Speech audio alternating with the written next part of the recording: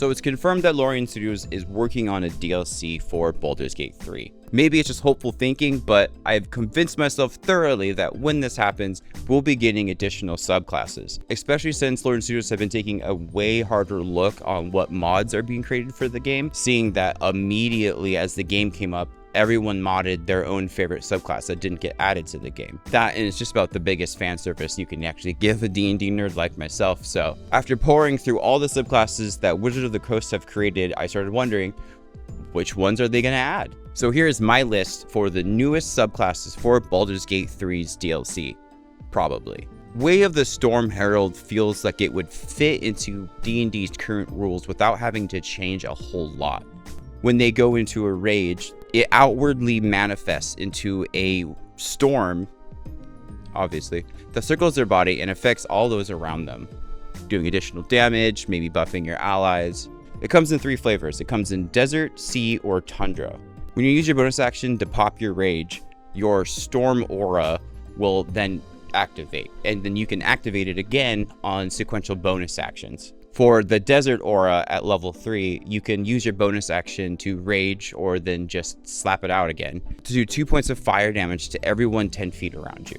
And that increases a point of damage every 5 levels. So it would be 3 at level 5, 4 at level 10, and so forth. With C activated, you can point out someone specifically and make them do a dexterity saving throw or take 1d6 lightning damage, going to 2d6 at 10, 3d6 at 15, and 46 at 20. If you pick Tundra, all creatures that you choose in your 10 feet of range will have temporary bonus hit points equaling 2. That will also increase a point just like the fire damage at your 5th, 10th, 15th, and 20th levels. The biggest downside to this Storm Aura is that you can only pick one at a time. Every time you take a level in Barbarian, you are able to switch it, but you don't have the freedom to switch which aura you want as you go. At 6th level, you'll get something called Storm Soul, which is a passive buff that you'll get depending on which type of aura you chose. And these are the form of elemental resistances, whether desert would be fire, sea would be electricity, and then tundra would be cold. At 10th level, you could share that passive buff to anybody within 10 feet of your storm aura, letting your team members also benefit from having resistance to cold or fire or whatever you have.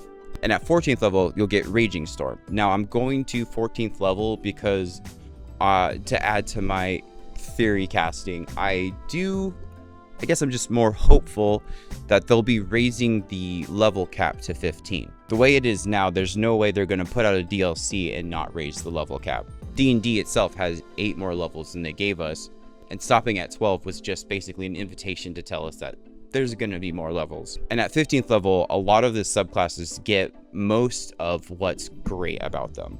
But if you picked a desert terrain for your Raging Storm, you are able to force a dexterity saving throw with a reaction once you hit somebody. If they fail that, they take fire damage equal to half your barb level. If you picked C, you can use that reaction to force a strength save to knock them prone. And if you pick Tundra, you can use your reaction to force another strength save to lower their speed to 0. For the Bard subclasses, it was actually kind of difficult to pick what I could assume they would use. There are a lot of Bard subclasses that come with inherent skills that just don't really fit with what you can do in Baldur's Gate 3. The Bard creation, for instance, using dancing item. If they were to make that work and I could turn items I find in the field into weapons of mass destruction, that would be really, really cool, but I feel like they would have to do a lot of additional work to make it happen. But the Bard College of Glamour is something that they could input today and it would be absolutely fine. The College of Glamour uses more Fey-Wild inherent magic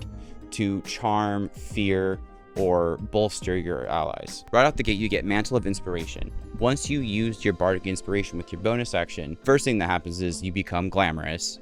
Second, you get to distribute 5 temporary hit points to anyone that you can see that's 60 feet away from you. Rules as written, it's as many people as your charisma modifier, but I'm sure they'll change that to just a specific number. And this number of temporary hit points then increases at both 10th, 15th, and 20th level, ending at 14 temporary hit points. Temporary hit points given to a group of people every time you use a bonus action that's already helping someone College of Glamour is very broken. You also get Enthralling Performance. In D&D, this is used if you are singing or speaking to somebody longer than a minute. You're able to force them to make a save or be charmed by you. I do believe Enthralling Performance will be changed to fit something more like the Fey Patron's ability for Warlocks, as it would just be an action that does charm or fear on a singular target or an AoE kind of effect, but which is not a bad addition to already being able to girl boss your entire team up with a bonus action. At level 6 though, you get Mantle of Majesty. Activating this by using a bonus action to cast Command without using a spell slot. You then have a full minute of being able to use Command as a bonus action without using spells. And if you've seen any of my build videos, you'll know that Command is the most broken spell in the entire game. Out of all these new subclasses that I'm picking, I would say this would be the strongest one, and it's only at level 6. And it's saying creatures that have been charmed by you fail this automatically, being able to use your action to use Enthralling Presence and then your bonus action to command them to do whatever the heck you want. And at 14th level with Unbreakable Majesty, you then ascend to your final form, and for an entire minute, anyone who tries to attack you has to make a charisma saving throw or choose someone else to fight. Basically, it gives you Sanctuary for a minute, without the caveat of you not being able to do damage. Or as Baldur's Gate 3 does, not letting you cast it again on a second turn. It's just on you for an entire minute. Now, there are tons of Cleric subclasses. There are so many domains already inside the game, and D&D honestly has not stopped making them, making Clerics one of the best classes to multi-class into, because you get your cool domain stuff at level 1 and then again at level 2. With the theme of Baldur's Gate already being all about command and authority and taking control of someone else, the domain of order seems like it would be the perfect fit. Out the gate, you are proficient in intimidation or persuasion, your choice, and you get heavy armor. And starting at level 1, you get something called the Voice of Authority. Once you cast a healing spell on one of your allies, that ally is now able to use its reaction to make a weapon attack on someone else. There's a lot of freedom in this, especially since the weapon attack and not melee weapon attack. You could heal your ranged assassin and let them use a reaction to attack off their turn, doing an additional sneak attack that round. If you mass AoE heal everybody, unfortunately, you can only just pick one person to do the attack. But still, level 1, a Domain of Order Cleric is a rogue's best friend. The channel divinity is called Order's Demand, and it is a AoE charm effect. 30 feet away from you, everyone has to make a wisdom saving throw. If they fail it, they are charmed by you, and you can choose whether they drop their weapons by it or not. A mass AoE command drop is pretty sick and could be used incredibly effectively. At 6th level, you get what's called Embodiment of Law, and if you cast an enchantment spell that takes a spell slot, so no cantrips, you could then choose it to be casted with a bonus action instead of an action. In D&D, this can only be used as many times as your wisdom modifier. I'm sure they'll have a set number, just like War Priest charges, but this is huge. I mean, a free quicken spell Dominate person is never not going to be amazing. I took a while looking over the Druid classes to see which one would be the best fit, and not just which one do I want the most. Because the one I want the most is Stars, Circle of the Stars, hands down. But a combination of how the mechanics are in the game and what subclasses they could add that would benefit the roster of the game already, I feel like Circle of the Shepherd would be a great fit. Right out the gate, as you pick your circle, you are able to speak to animals for free. I mean, Speech of the Woods doesn't give you like automatic best buddy homies for life with every animal you talk to, but speak with animals in this game has been a huge staple to how fun it is. I do not like having a run where I can't speak to the animals in this game. They've worked so hard on making him the best interactions in the game. So along with being able to speak to squirrels, you do get Spirit Totem. This is a incorporeal creature whose shape you get to choose as soon as you use it with your bonus action. It lasts for a minute, and you can use it every short or long rest. Now, these spirits come in 3 kinds. There is the Bear Spirit, which will give everyone in its vicinity temporary hit points and advantage on strength checks. And then there's Hawk Spirit. If any of your allies make an attack roll while they're in its aura, you can use your reaction to give them advantage, as well as giving everyone in the area advantage on perception checks. The Unicorn Spirit's aura lets you detect enemies that might be invisible. it also boosters any kind of healing spell that happens in its aura. If anyone gets healed while they're by the unicorn, they heal additional hit points equal to how many druid levels you have. At 6th level, you get Mighty Summoner. Every time you cast a spell that summons a creature to fight with you, it has additional hit points equal to 2 per how many hit die it have, and all of its attacks are technically magical to overcome resistances. At level 10, you have Guardian Spirit. With any creature that you summon to fight with you ends its turn inside a totem aura, they heal hit points equal to half your druid level. At level 14, you get something called Faithful Summons. In D&D 5e, if you are reduced to 0 hit points, you automatically are able to cast Conjure Animals at its highest level 20 feet away from you, and their only motive is to protect you at all costs. Baldur's Gate 3 doesn't have Conjure Woodland Beings, but it does have Conjure Fey creatures, which I think they'll swap in for this. Now, this next subclass might be a little controversial. I expect a couple people to get mad at me. But for fighter, there are tons of great options. But as I do feel like there is a major lacking for anything that is beneficial to bow users, I feel like they could really improve and shine some light on a subclass that hasn't gotten a lot of good publicity, and that would be an Arcane Archer fighter. An Arcane Archer fighter gets an ability to infuse a shot that they shoot from a short or long bow into one of 8 different specific abilities, all based off the schools of magic. The biggest issue that D&D has with Arcane Archer is that they only get 2 uses of this ever. Baldur's Gate has already improved on a lot of different classes, and I feel like this is a perfect time for them to improve on this one and make it one of the most fun fighter choices possible. This is such a good Ranger multi-class that it's disgusting. Automatically with Arcane Archer lore, you're able to get Prestidigitation or Druid Craft for free.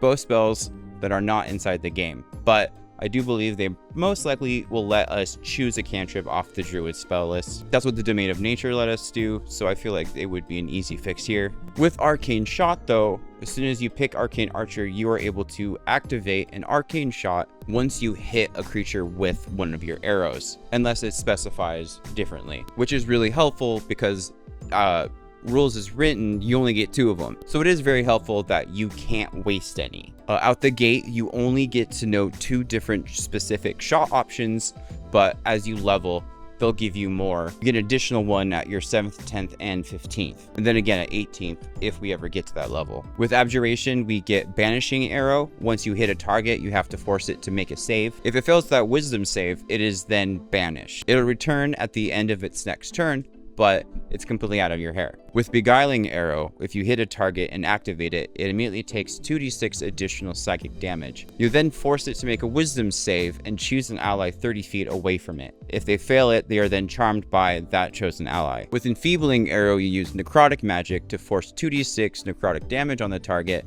and forcing it to make a Constitution saving throw.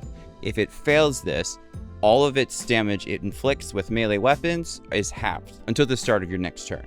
But it's not just melee weapons, it's all weapon attacks. Kind of like a better Enfeebling Ray. Instead of just doing strength-based or melee-based, any kind of weapon attack it does, its damage is halved. With Grasping Arrow, use Conjuration Magic to activate once you hit them. Immediately, they take 2d6 poisoning damage, and Thorny Vines start to grab them, kind of like Ensnaring Strike.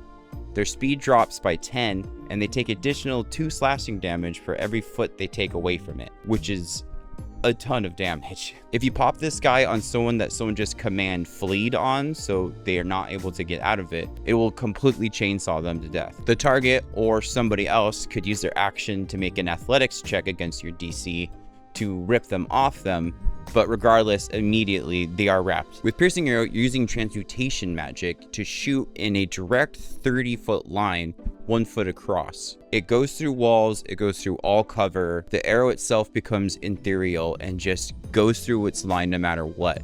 Any targets in that area have to make a dexterity saving throw. If they fail, they take your full attack damage, plus additional d6, but if they pass, they take half the damage. With Divination Magic, you can use Seeking Arrow.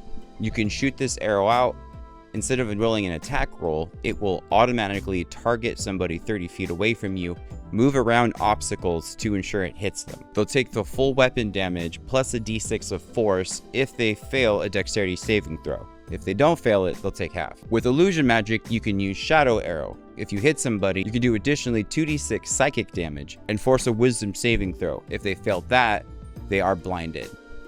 Rules is written, they can't see farther than 5 feet from them, but that's kind of how Baldur's Gate does blind anyway. At 7th level, the Arcane Archer gets 2 more abilities. They get Magic Arrow, which I believe will just get dropped. It converts all your ammunition into magic to overcome resistances and immunities, which is, okay, sure, kind of helpful. Maybe they'll keep it. Hopefully they'll change it to something cooler, but you still get something really dope at level 7 called Curving Shot. If you shoot at somebody and miss, if you still have a bonus action, you can choose to re-roll and target someone else 60 feet away from the creature that you missed, potentially hitting someone at least once. And at 15th level, anytime you start initiative without arcane shots, you'll get 1 back. I'm kind of hoping that all the useless abilities will just give you more arcane shots. This would be such a fun multi-class to do with like Assassin or Gloomstalker. If we get Hexblade Warlocks and you're able to pack weapon bows, or what if they loosen up the rules a bit and they let crossbows be an Arcane Archer? Being a dual wielding crossbowman and being able to get these shots off, that would be very fun. I'm really excited for them to add a new monk class. They've done such a good job changing some of the older ones, and I'm really excited to see what they can do with the Way of the Kenzai. The Way of the Kenzai is a monk that instead of specializing in punching and drop kicks, they specialize in specific weapons. Right out the gate, you get to pick 2 weapons, any weapons at all. One of them has to be a melee weapon, and one of them has to be a ranged weapon. As long as they don't have the heavy property, you can pick them. You get additional weapon choices as well as you grow up, but all these Kenzie weapons you get are automatically monk weapons for you. Thus you get all the benefits of using monk weapons, but this time you're using a battle axe. With this Kenzie weapon, you're able to do what's called an agile parry. If you made an unarmored attack, you're then able to add 2 points to your AC until the start of your next turn, as you are using the Kenzie weapon to defend yourself. You also get Kenzie Shot, which means you are able to use your bonus action along with your action to shoot your weapon to do additional d4 of damage. This benefit is added to all sequential attacks you do, so if you're hasted in Baldur's Gate 3 and you have second attack, that's 44 extra damage. At level 6, with the blade, all of your Kenzie weapons are counted as magical weapons to overcome resistances and immunities, as well as being able to do what's called a Death Strike. By using a key point along with your attack, you're able to add your unarmored attack die to the damage, which sounds super overpowered, but you're only able to do it once a turn. At 11th level, you get Sharpening the Blade. You get to spend up to 3 key points to enhance a weapon you have with a bonus action. For up to a minute, depending on how many points you put into it, that weapon is then +1 for every key point you spent. Meaning you could use a normal everyday sickle, use a bonus action to dump 3 key points into it, and now it's a +3 sickle. This is one of those classes that I like to have Great Weapon Master and Sharpshooter on. There's just so many ways to add to the damage. And a lot of the times when you add damage in Baldur's Gate 3, it comes up on a secondary line. Just wondering maybe if Falara Louv is running at the same time that you add an additional unarmed strike die to something, would it trigger twice? I don't know, but it sounds super fun. When it comes to Paladins, there is one oath that really vibes with the theme of control and domination that Baldur's Gate 3 has, and that is the Oath of Conquest. There are a bunch of additional spells you get along with this. Armor of Agathis, you get Command, Hold Person, Spiritual Weapon. Really good additional spells to have with the Paladin class. You get 2 different channel divinities with the Conquest Paladins. Conquering Presence comes with an AoE Wisdom save Fear. All creatures that you choose 30 feet away from you have to make that save, and for a minute, they're afraid of you. They get to reroll the save on their turns, but it goes really, really well with their aura ability, which we'll get to in a sec. They also get Guided Strike, which is a channel divinity that War Priests have. If you miss somebody, you'll then get triggered the option to add 10 to that to make a possible hit.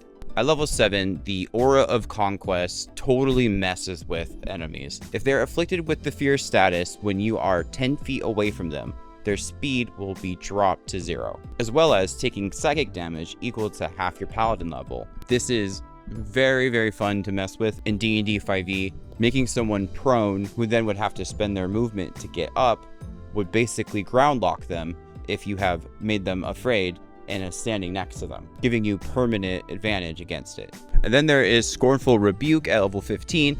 If you are hit by anybody, you're able to do psychic damage back to them equal to your charisma modifier. I had probably the hardest time picking subclasses when it came to Ranger. A lot of stuff that Rangers get is more survival based in D&D. And a lot of survivability in Baldur's Gate has been kind of pulled out of the meta of the whole game. I feel like the Monster Slayer Conclave would fit the best with Baldur's Gate and what it has to offer. Personally, what I want the most for Rangers in Baldur's Gate are the new additional rules that Tasha came out. But let's go over Monster Slayer real fast. Out the gate, they get Hunter Sense, which is something that's not going to be beneficial in Baldur's Gate. Originally, you're able to view someone and gleam off their immunities and weaknesses, so it would be beneficial for you in a battle. But in Baldur's Gate, you just have to right click on them and hit examine. But also at level 3, you get Slayer's Prey. With a bonus action, you can choose someone to become your prey, giving you additional d6 of damage for the first time you hit them in a battle. Kind of like a mixture between Colossus Slayer and Hunter's Mark. At level 7, you get Supernatural Defense. If someone is afflicted by your Slayer's Prey, you get additional bonuses to any kind of saves that they would force you to make, letting you add that d6 to that saving throw. It also works in 5e with grappling, but Baldur's Gate doesn't really have grappling, so I'm hoping that they would add it to beef up the class better. Maybe I can roll a d6 to my AC if they're attacking me. That would really improve all of the things that you're missing without the whole survivability part. At level 11 though, it's pretty fun with Magic User's Nemesis.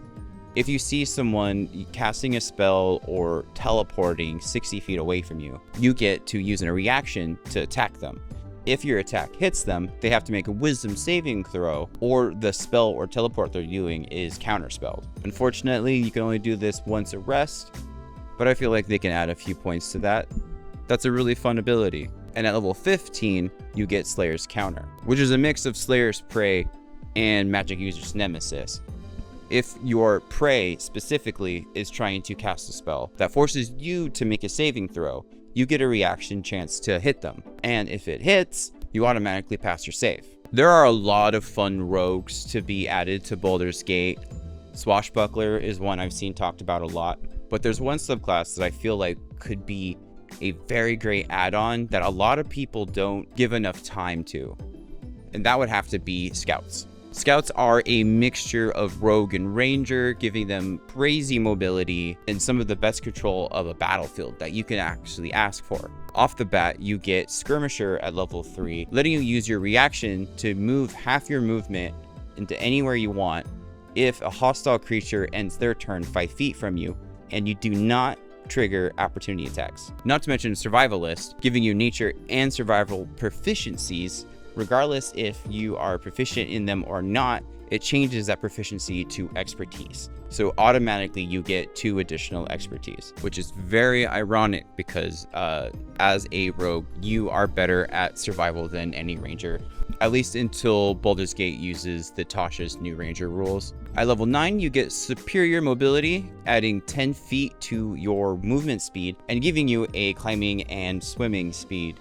equal to your movement. At level 13, you get Ambush Master, giving you advantage on initiative rolls. You're then able to attack somebody. If you hit somebody until the beginning of next round, all your allies have advantage to hit them. This also works for you, but as rogues don't get second attack, this would be something that you would have to dual wield to benefit from. It's a level 13th spell, and the cap that I'm pretending they're gonna have is 15. So multi-classing and taking advantage of this would be kind of difficult to impossible. But if you have a bonus action offhand weapon, you can go shank him with advantage and get that sneak attack in.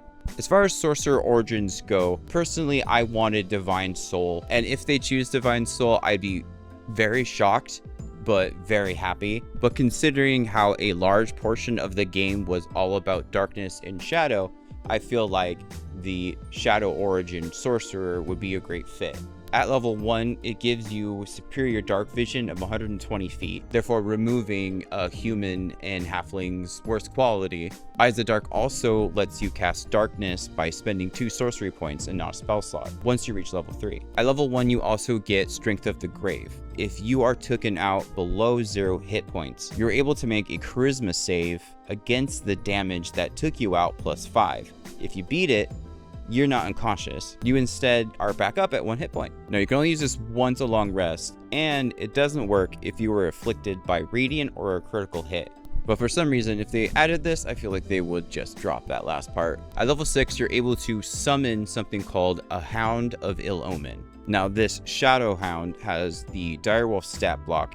It gets additional temporary HP. It can move through difficult terrain and solid objects, and at the start of its turn, you choose a target for it to hunt down, and it immediately beelines towards that target. Now, the Hound can only attack the target, but if it is 5 feet towards it, that target then has disadvantage on all your spell saves.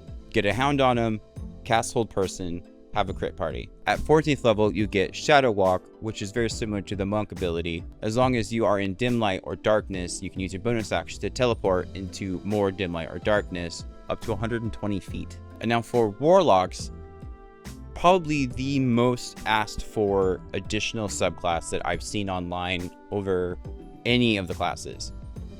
It is hands down if they're going to add any new subclasses, and that is the Fathomless Warlock. You're able to use inky squid tentacles. I'm just playing. It's definitely going to be the Hexblade Warlock. Immediately, you're able to become a Hex Warrior at level 1. You are proficient in medium armor, shields, and all martial weapons. Once a day, you're able to choose one specific weapon that's not two-handed, and it becomes your new kind of packed weapon. It's your Hex Warrior weapon.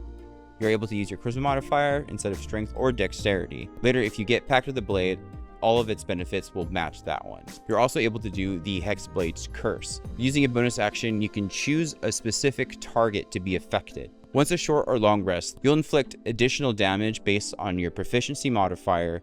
You'll crit on 19s and 20s. You'll regain hit points equal to your Warlock level and your Charisma modifier. And the things it gets just continue to go. At level 6, you get to use Accursed Spectre. If you slay a humanoid target, you're able to, without spending any kind of actions, have them rise up as a specter with temporary hit points equal to your Charisma modifier to fight along with you. The spooky ghost is your friend and obeys all your commands until you go to bed, and then it goes to the afterlife, meaning you can only cast this once a long rest. At level 10, you get Armor of Hexes. If your Hexblade's Curse target attacks you, making an attack roll, you can roll a d6. If it lands on 4, 5, or 6, that attack will automatically miss. And this is insane. A 50% chance to avoid all attacks, including critical hits, is crazy overpowered. But at level 14, it gets a little better with Master of Hexes. Once you slay your Hexblade's Curse target, instead of getting the HP that you would have gotten for beating him, you can move your curse to someone else. This also doesn't take a bonus action or reaction. It could just happen. Then you get all these benefits continuously as you mow down a whole group of Flaming Fist. And finally, for wizards, one of my favorite subclasses of all has to be the Blade Song Wizard. Out the gate, you are trained in War and Song. You are proficient in medium armor in one specific one-handed weapon. You also get the performance skill if you're not already proficient in it. At level 2, you're able to engage something called the Blade Song. Now, it takes a minute, it uses your bonus action, and you can't be wearing heavy armor or shields. But this Blade Song is nuts. You get to add your intelligence modifier to your AC. Your speed goes up by 10. You make all acrobatics checks at advantage, and you get to add your intelligence modifier to all your constitution saves to maintain any kind of concentration spell that you're currently running, like haste. Haste is the best spell to have on a Blade Song Wizard. At level 6, you get second attack, but it's special. It's extra attack, letting you do what Eldritch Knights can do at level 7, as you can swap in any one of your attacks for a cantrip. At 10th level, you get the Song of Defense. If you take damage, you're able to spend a spell slot. you multiply that spell slot by 5 and you reduce the damage by that number.